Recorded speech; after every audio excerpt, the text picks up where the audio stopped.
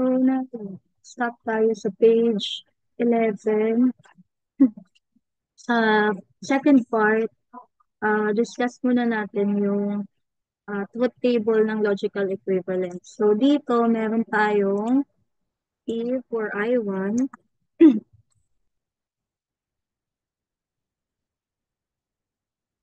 then yung Q is I2, I2, then gumamit tayo dito ng and, tapos dito is or.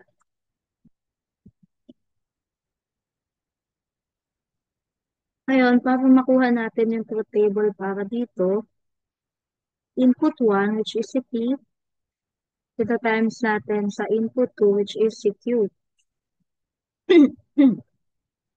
So, ang logic natin kapag ka-end, ah, sa input, kapag nakakita tayo ng kahit isang F, automatic F na yung magiging output. So, dito, yung una lang yung T, since siya lang yung may parehong input na T, then the rest, since may F sila, naging F na yung output. Ngayon, mag-move tayo dito, yung P or Q. So, ang titingnan natin is yung input 1, input 2. Input 1 for P, then input 2 for Q. Ngayon, addition naman since or yung gamit natin. So, ang logic for addition, every time na meron tayong letter T sa kahit anong input, magiging T na yung output. So, uh, P, T, T. Then dito, naging F since yung input 1 and input 2 natin is parehong F. So, F plus F is equals to F.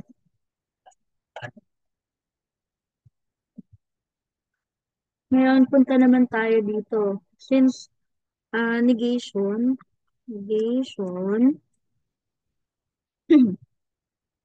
papansin natin na lagi nating unang sinusolve yung nasa loob ng parenthesis. So, itong P or Q, ito na yung value niya. Ito yung nasa loob ng parenthesis. So, ito na yung value niya. I-negate na lang natin yung input na to. So, pag negation, kabaliktaran ng input. So, from T, magiging F. From T, magiging F. From T, magiging F. From F, magiging T. So, ito na yung bagong values. Ngayon, tingnan naman natin yung proof 2. Ito kasi yung proof 1. Proof 1, then ito proof 2. Papansin natin, puro negation lang for I1 and for I2. So, sa I1, negation ng P. So, F, F, T, and T. Since yung input niya nung una is T, T, F, F, magiging F, F, T, T. From T, F, T, F sa I2, pag minigate natin, magiging kabaliktaran. So, F, T, F, T. Ngayon, since meron tayo ditong end, gagamit naman tayo ng multiplication. So, tingnan natin itong dalawang bagong input, yung nakanegate na I1 and I2. So, multiply lang natin. F times F is F, F times T is F, T times F is F, T times T is T. Kaya, na-prove natin na yung proof 1, which is yung negation of parenthesis P, P or Q, is logically equivalent to negation P and negation Q. So, since ito yung sa proof 1, F, F, F, and T, and yung sa proof 2 naman, same din, F, F, F, and T. So, ibig sabihin, equal sila or um, pareho sila ng magiging output kahit magkaiba yung ginawa natin. So, try naman natin yung paggamit ng mga laws. Ito yung example 1 natin, yung na-discuss ko sa inyo nung F to F natin. So, una is yung nasa loob ng Parenthesis, check natin kung ilan. Dito, kung bibilangin natin, meron tayong dalawang parenthesis.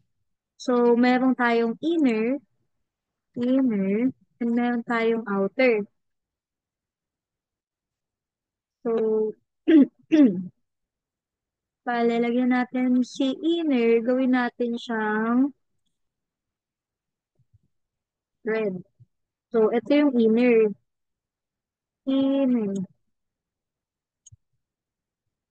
Tapos si outer, gawin natin siyang orange. So, ito si outer. So, si outer, orange. Si inner, red. So, yan. Para hindi tayo malilito. Una natin gagawin dito is solve muna natin yung nasa labas, which is yung negation, kasi um, kailangan ma-distribute muna natin. So, De Morgan law yung gagamitin natin. So, distribute natin, pink na lang yung gamitin natin.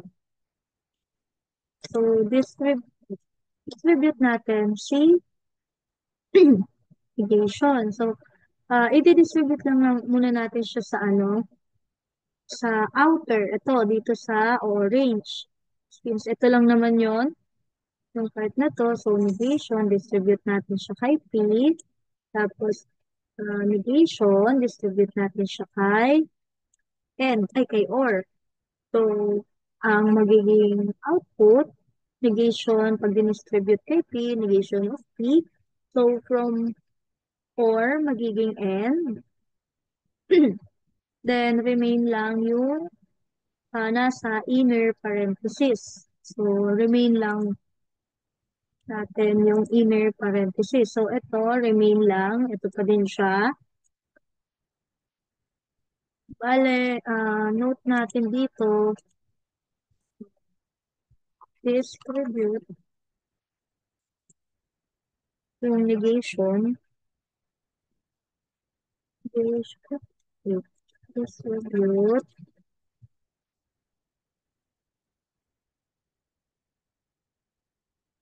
yung negation to P2.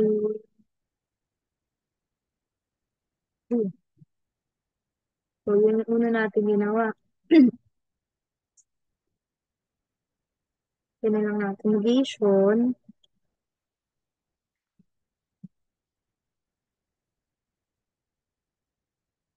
So, ibig sabihin, dinistribute muna natin yung negation kahit P. So, ang nangyari is naging negation of P, then yung core natin naging N. Tapos yung inner na parenthesis is remain. So, yung law na ginamit natin dito is De Morgan. Ngayon, since dinistribute natin, wait lang. So, ngayon, since dinistribute na natin, meron pa tayo ditong isang negation. Since si negation sa outer, di-distribute natin sa labas ng inner parenthesis. So, kaya tayo nagkaroon dito ng negation. So, yun. Ngayon, gagamit tayo ulit ng De Morgan. So, alam natin, pag De Morgan, distribute ulit muna natin yung negation. Ngayon, this time, sa inner naman. So, negation. Pag dinistribute natin kay negation of P, makakancel yung isang negation. So, cancel yung negation. Negation, pag dinistribute natin kay N, magiging OR. So, naging OR from N, naging OR. Tapos, negation, pag dinistribute natin siya kay Q, magiging negation Q. So, eto na yung second na De Morgan natin. Distribute natin ito kay negation P. So, na-cancel yung isang negation. Distribute the negation to N, magiging or. Tapos, distribute the negation to Q, magiging negation Q. Ngayon, since pareho na sila na may value ng 4, ipag-a-add na natin sila. So, sa De Morgan, ipag-a-add na natin sila. Since yung una natin is negation P and P plus yung negation P and negation Q. Nakuha natin yan dahil yung negation, so negation P, dinistribute natin siya kay P. So, negation P and P, ito na yon first term. So, negation P, papunta kay negation Q, nagiging negation P and negation Q. So, yan na yung, kaya nagkaroon tayo ng dalawang part. So, negation P and P. Tapos, meron tayong negation P and Q. Negation Q. So, dahil dinistribute natin itong negation P and papunta kay P and negation P and dinistribute natin ulit papunta kay negation Q. Kaya natin nakuha ito sa distributive law or distributivity natin. Ngayon, kung isi-simplify natin, meron tayong rule na negation P and P is equals to F. So, ibig sabihin, equivalent to F kapag nakakita tayo ng negation P and P. Kaya, kung mapapansin natin dito, letter F na yung sinulat since yung negation P and P is equivalent to F. Then, retain natin yung or, tapos, kinapi lang muna natin yung negation P and negation Q. So, ayan. Ngayon, since yung F naman, hindi naman natin siya masasolve. Pag sinimplify natin, um, magiging negation P and negation Q. So, ito na lang yung magiging final answer. So, ayan.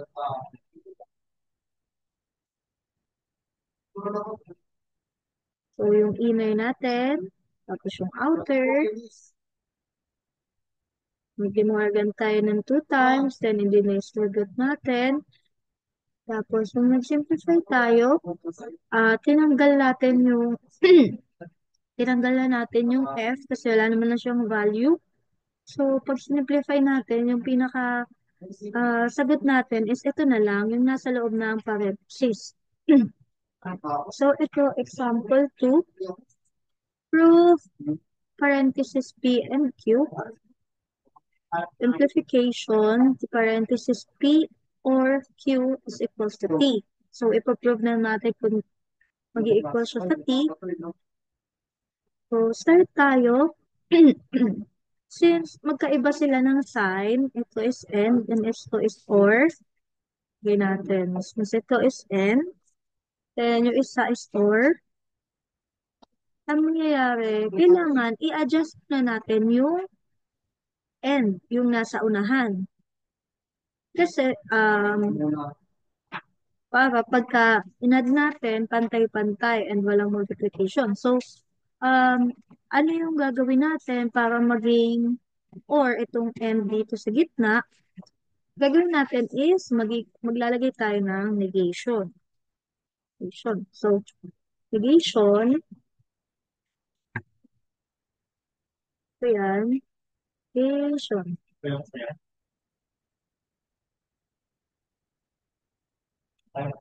So, ngayon, ininegate natin yung first part. Ito yung first part, di ba? So, negation, papunta kay P, magiging negation of P. So, from end, magiging or, Then from Q, magiging negation of Q. So, ganito yan. Negation, distribute natin kay P, negation of P. Negation, distribute natin kay N, magiging OR. Negation, distribute natin kay Q, magiging negation Q. So, ito yung naging sagot. Then, ito, remain lang muna to. Yung or, parenthesis P or Q. So, yan. Ito na yung gagamitin natin is De Morgan. Since meron na tayo ditong balance na puro or na siya, so, at saka or.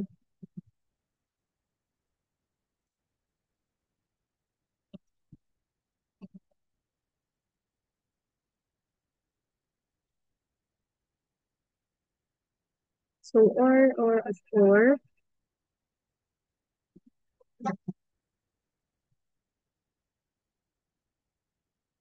So, meron na tayong balance. So, pwede na natin siya ipag-add and pagsamasamahin. And, ang gagamitin natin is commutative and associative. So, um, sa commutative and associative, kailangan pag-combine natin yung parehong values ng P and parehong values of Q. So, dito, wait lang, palit tayo ng pen. So, gamit tayo ng green. So, dito, pagsamahin natin lahat daw ng P. So, sinegation of P, ang kauri niya is si P. So, kaya, negation of P or P yung unang part. Ito naman, si negation Q, ang kauri niya naman is si Q, di ba? So, yun ang pagsasamahin natin. So, negation Q or Q, yan. Gumamit tayo ng commutative and associative. Then, still, or pa rin yung nasa gitna since kailangan daw natin i-prove kung equal ba yung dalawa. So, meron tayong rule na negation P or P is equivalent to T. Then, meron din tayong rule na negation ng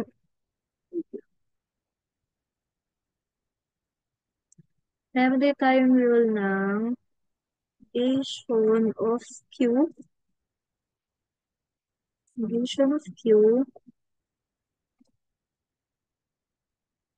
or Q is equals to T.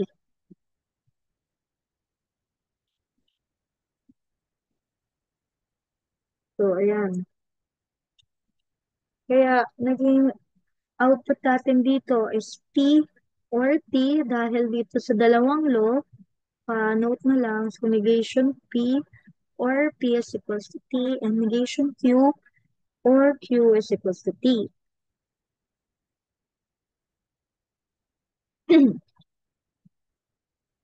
So, last example, sa paggamit ng law. So, meron tayo dito P implication to Q and P implication to R. So, ibig sabihin meron tayong tatlong input. So, I1 is, so I1 is equals to P, I2 is equals to Q, I3 is equals to R. So, yeah. So, P to Q and P to R. So, una gagawin natin is ipag-add natin yung P and Q. Ito. Itong P papunta sa Q, then yung P papunta sa R. Since ano siya, yung gitna niya is gumamit tayo ng N. Since naka-N siya, gagawin natin ay ininegate muna natin yung P. Since pareho natin gagamitin yung P, papunta kay I2 which is si Q, and yung P ulit papunta kay I3 which is si R. So, lalagyan natin ng negation si P. Kaya, negation P, tapos, since ano natin, ipag-add natin, negation P or Q, then, and, since yung and, yun yung nasa gitna ng dalawang negation of P or R. So, ibig sabihin, um, pag pinagsama natin, since nag-substitute tayo ng twice, so, ano ibig sabihin pag nag-substitute ng twice? So, ito yung unang bilang ng substitution. First, tas ito yung second. So, twice tayo na nag-substitution. Gagamit tayo ng distributive law. So, since pareho lang naman tayo na merong negation of P, then, pwede na natin gawin yung negation of P, isahin na lang natin. So, negation of P, or, then, tsaka natin pagsamahin yung Q, at tsaka yung R. So, negation of P, or, parenthesis Q and R. So, ngayon, gagamit tayo ng distributive law. So, i-distribute natin siya. Kaya, pag distribute natin siya, magiging negation, mababaliktad siya since ang negation ng P is P. So, P, tapos papunta kay Q and R. So, remain lang to. Bale, ang sinunod lang natin dito is yung negation of P. Negation of P is equals to P na lang, di ba? Kaya kapag kayong sa output, naging P, implication to parenthesis Q and R.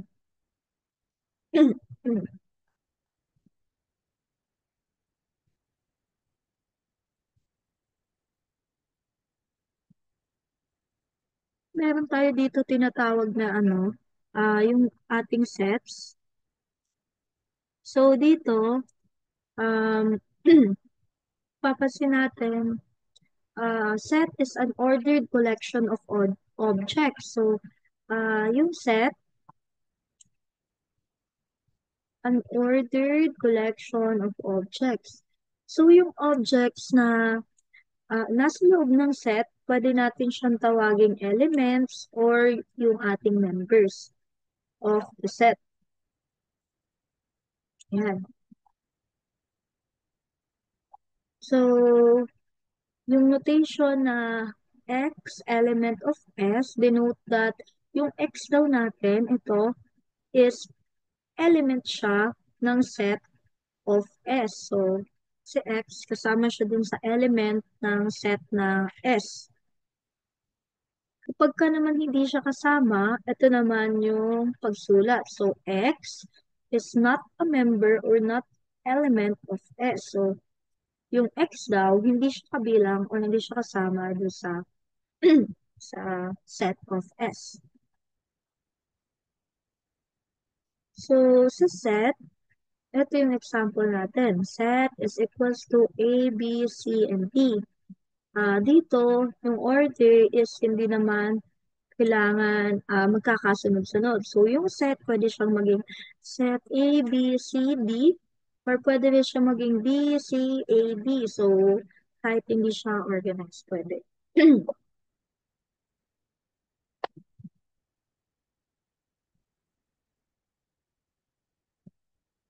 Meron tayo dito mga important set. So, meron tayong iba't ibang klase ng set. Una is yung Boolean values. Dalawa lang ang pagpipilian natin dito. It's either true or false. Yung natural number, so mag-start tayo ng 0, papunta sa highest number. So, 3 for integer. So, ibig sabihin, ito yung sa integers, ito yung mga positive and negative numbers. So, yun. Pag R naman, ito yung mga real numbers natin. Then, yung C, complex numbers. Q rational number. So, sabi dito, yung set natin, um, pwede siyang maging element ng other set. Then, ito, empty set. Meron tayo ditong, ang itsura ng empty set ay ganito. So, ibig sabihin, walang laman yung set or empty yung set natin.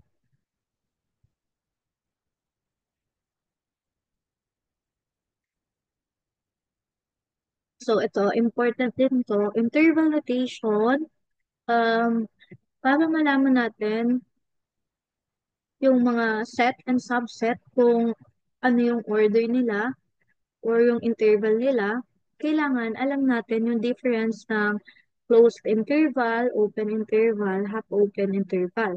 So, ang closed interval natin is ganito.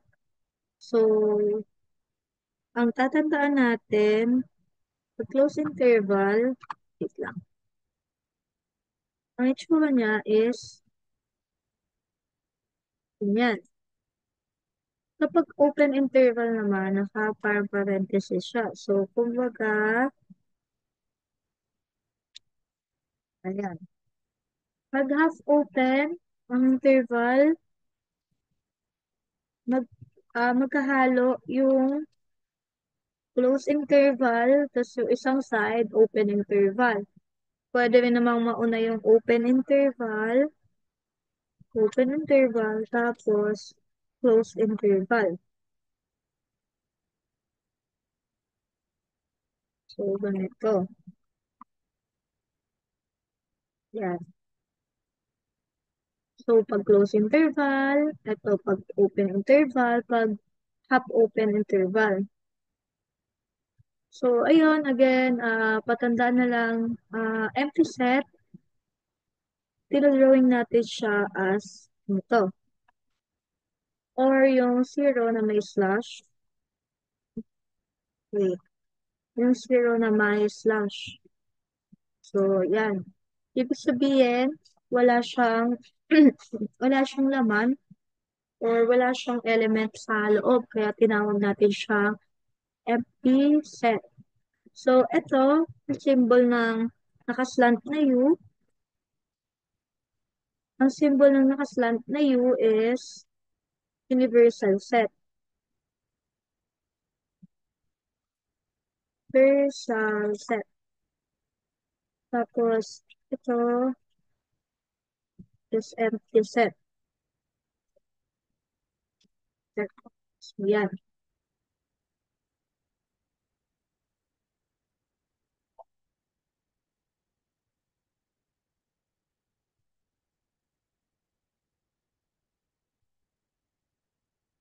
So, ito yung subset and set equality natin. Pag binasa natin ito, empty set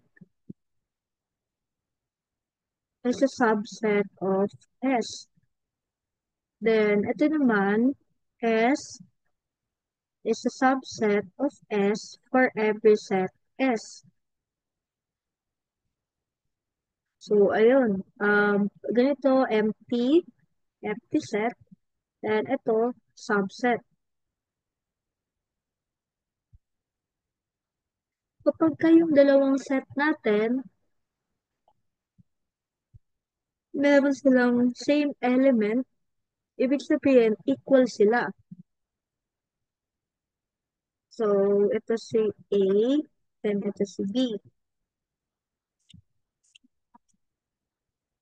Sabi, kapag ka si set A and si set B ay merong same elements kahit hindi magkakasunod-sunod, so, magiging equal daw sila.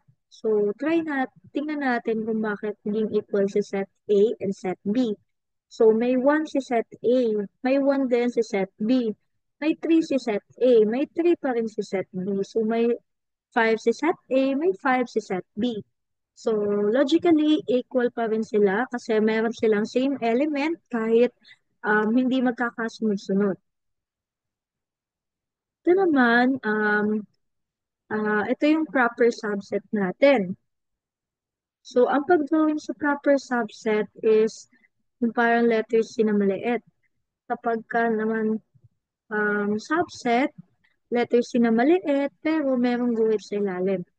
So, dito express natin yung A is a proper subset of B. Ngayon, para ma-express natin siya, X, element of A, punta sa X, element of B. Tapos, meron tayo dito N,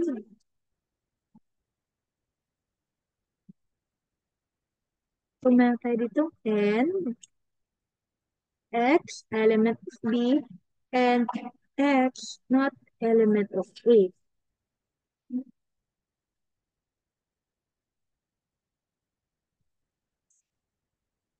That cardinality, meron tayong tinatawag na cardinality of finite set F. So, yung merong line na, wait, yung merong line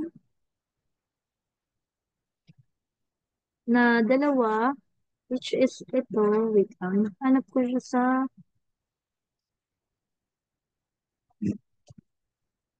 ito, nakita ko na sa, so, ito, ibig sabihin ng nasa loob nitong symbol na to is set cardinality. So, ito, example, set cardinality of FD set is equals to 0. So, ito naman, let S be the set of letters of the English alphabet. So, sabihin, set cardinality S is equals to 26. So, pwede rin yung set ko ganito, set 1, 2, 3, is equals to 3. So, ito, set cardinality of empty set equals to 1. So, basta lahat ng may value na ganito, set cardinality. So, power set, power set, ito yung may raise. Kunyari, ito. So, P, parenthesis S, or pwede natin gawin na 2 raised to S. So, ibig sabihin yan, 2 times ng set S. So, dito, meron tayong P, tapos, yung laman ng set is yung A at saka B. Ngayon, pag inayos natin, una, magkakount tayo ng empty set. Meron tayong A, merong B. Pwede rin natin pagsamahin si A and B. Kaya, itaroon tayo ng 2N. So, 1, 2, so dalawa. So, 2N. Kasi, kung ito si set, yung set natin, diba? Ilan ba yung kaya niyang input, ay, yung magiging variable. So, yung n natin dito is naging 1, 2. So, ito, 2n. Since dalawa yung binanggit, A and B. So, meron tayo dito, natawag na total. So, dito, ang sequence lang natin, malalaman natin siya na naka ganitong order. Ito, yung ordered n tuple. Wait lang, i-highlight natin. Ay, ano ba? Sorry. So, ordered n. So, A sub 1, A sub 2, then kung hanggang saan yung given or yung value. So, yung format niya lang lagi is meron siyang sub pababa. So, A sub 1, A sub 2, hanggang sa A sub n. Then, pag dalawa, 2n tuples. So, ito, kapag ka equal yung elements nila, magiging equal sila. So, since dito A sub 1, A sub 2, equal sila ni B sub 1, B sub 2, and B sub n. Since pareho naman yung elements na nilalaman nila.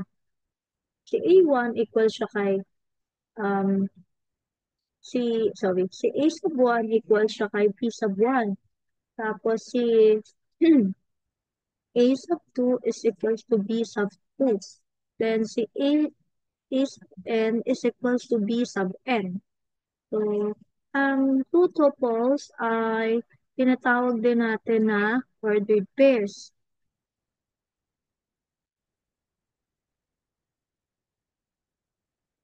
Meron tayo dito partition product. So, ito yung product ng two set. So, yung set natin, set 1 is si A, and yung set B, yun yung pangalawang set natin. So, dito, ang gagawin natin is, yung A, ipatimes natin kay B. So, ibig sabihin, lahat ng mga set na mabubuo natin dun sa ordered pairs or dito kay set A at set B, di magiging element of A. So, A, element of A, and B, element of B. So, pag multiply natin yung product ng two sets, which is si A and si B. So, meron tayong A at B. So, A, element of A, and B, element of B. Since ipag-multiply natin, gumamit tayo ng and.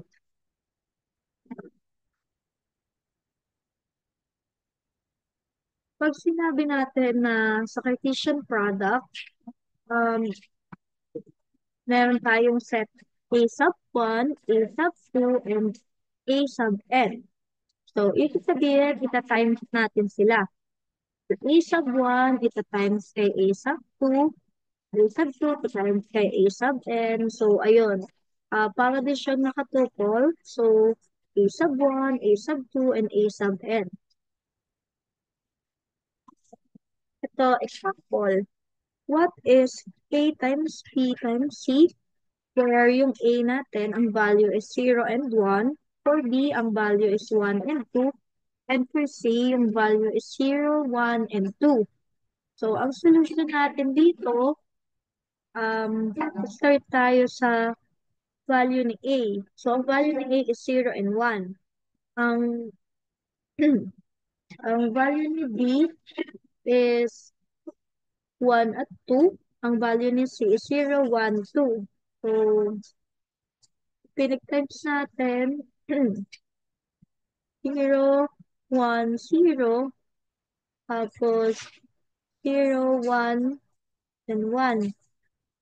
Tapos 0, 1, and 2.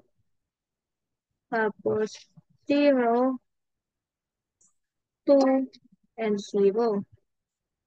So, um, pagka-times lang natin, kumbaga, wait lang, para malinaw. So, A, times natin kay B. So, 0, since tatluhan, yung first mo na A times B times C equals, um, unang term kay A is 0. 0, unang term kay B is 1, unang term kay C, 0. 0. 0.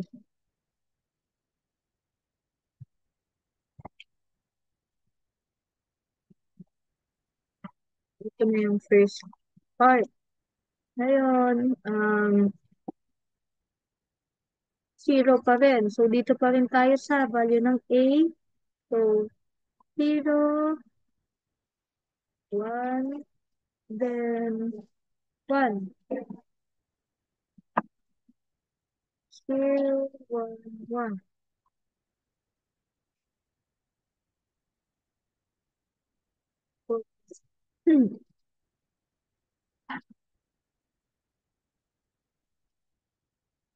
So, Ngayon, zero ulit. Zero pa rin sa A, ah. So, zero, one, tapos two. So, yan yung value ng C.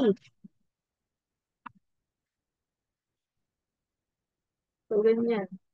Okay, start tayo dito.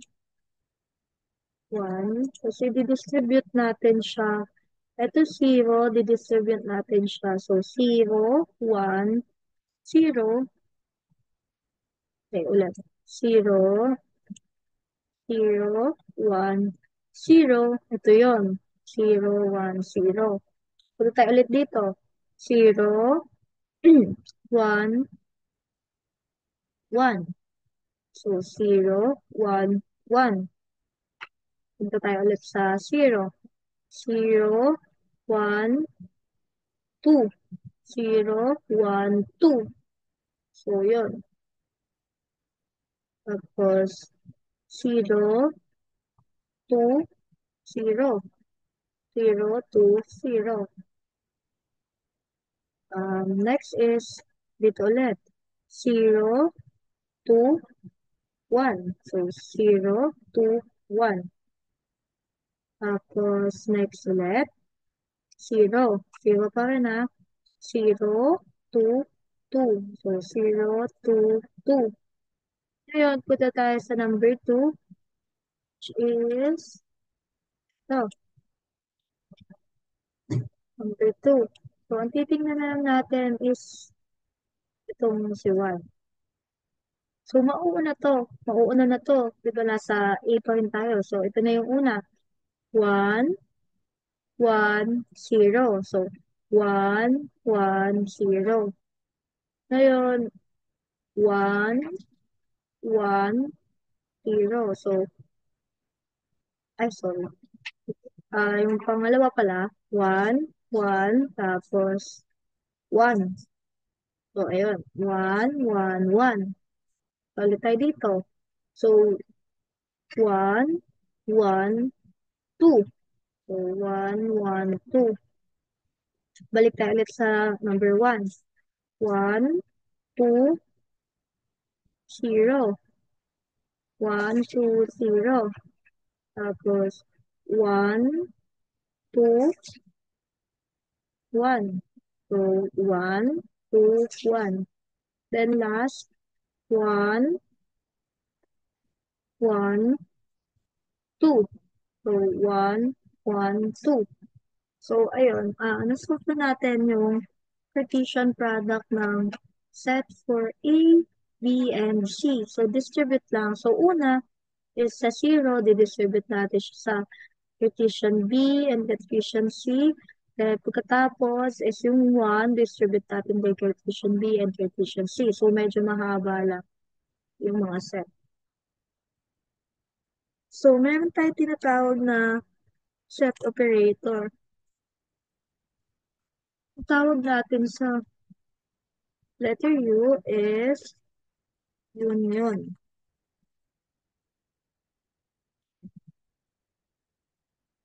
So, ito, yung A daw, union of B. Pwede rin yung A sub 1 is union of A sub n. Kapag ka, ano naman, sa baliktad na union, ibig sabihin intersection. So, intersection, kapag ka yung set A and B, ganito, intersection. Naman, union. Kapag yun na yung symbol, yun yung nakalagay. Next is, ito na yung mga set identities or yung mga laws. So, meron tayo tinatawag na identity law, domination law, idempotent law, complementation law, complement law, commutative law, associative law, distributive law, and absorption law, and yung De Morgan's law.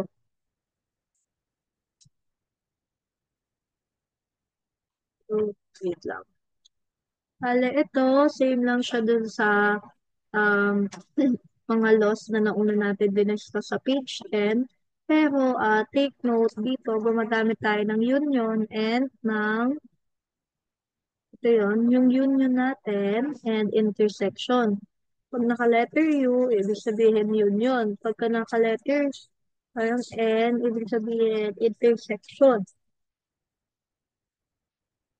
Hmm. So, idempotent law, so kapag ka A, union of A, ang equals niya is A daw. Pagka naka-intersect naman, A pa rin yung giging sagot. Kapag domination law, yung A intersection sa U, ibig sabihin U yung giging sagot. Ay, sorry, nalibaliktad. Intersection pala to. Lagay ko na lang. Intersection. Tapos yung union, yung sabi niya is U. Yan. So, A union of empty set is equals to A. So, A union of U equals to A. So, ayan, ito, intersection, plus union. So, pag complementation, ganito yung itsura niya. A is equals to A. Ibig sabihin ng complementation, negation. Negation. Kapag ka naka-negate, so ang kabalik naman ng negate, negated na A is yung A. So, De Morgans, naka-negate lahat. Then, pag ganito yung nakita natin, ito, yung A, yun yung B na naka-negate, magiging um, A intersection of B na naka-negate. So, maninegate sila. So, terminologies. So, yung A dito, diba, let F is equals, let F A papunta sa B. So, F maps A to B. So, pwedeng F maps A to B. So, yung A dito, itong A, ang tawag natin is domain. Then, itong B, ang tawag natin is codomain. Codomain.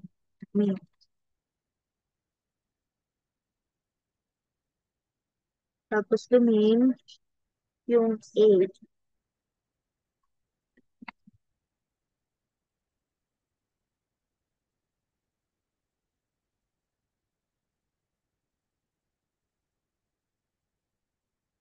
Yan.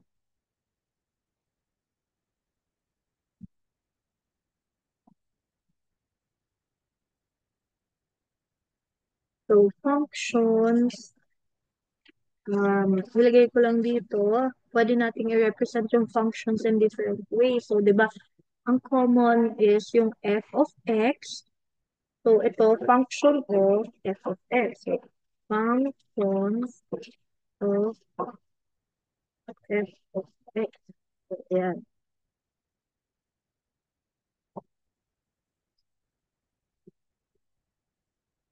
Pwede rin yung isahan, pwede yung ganito. Then, pwede rin yung may value na walang halong variable.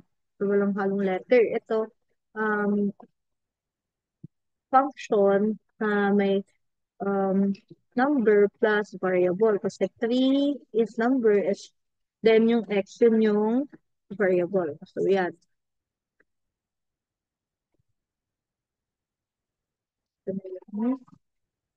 Chapter ko na pala to. So, last is uh, injection, projection, and rejection. So, meron tayo dito F map A to B, injection. Ibig sabihin ng injection, 1 to 1. So, meaning, A papunta kay B lang. So, A to A to B. So, yan. Papunta lang siya kay B. So, 1 to 1, A to B.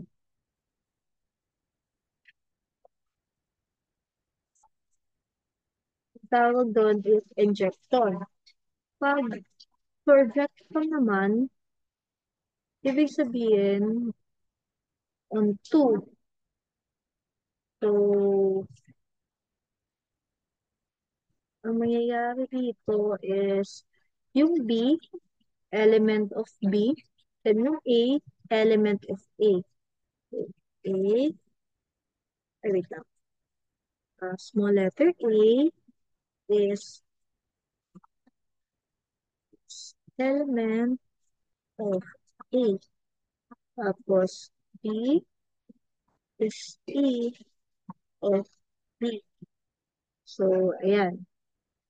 Pag sinabi naman natin bijection,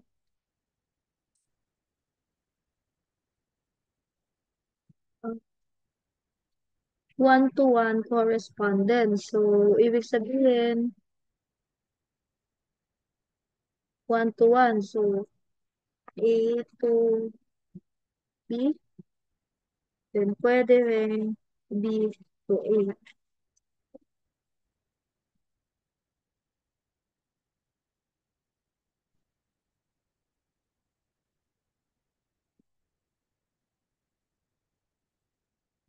So, ito yung other example for injection and rejection. Last topic is yung inverse function. So, if A maps to B is bijection, then yung inverse daw or yung kabaliktaran ng F is magiging F raised to -1. Since kabaliktaran ng +1 is -1, magiging negative yung F natin.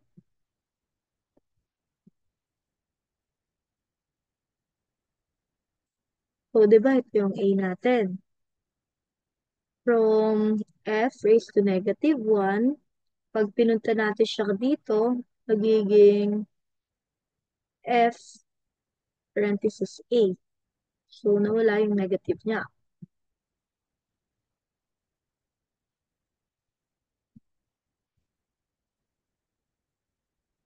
So, yung sa A, para mawala yung negative F, pag dilipat natin siya, pag nilipat natin siya sa B, magiging B is equals to F parenthesis A. So, ito naman yung function composition. Kung dito, kapag ka nag-bijection tayo, yung inverse ng F or yung kabaliktaran ng F is magiging F raised to uh, -1. So, yan. Kapag inverse function, ibig sabihin kabaliktaran.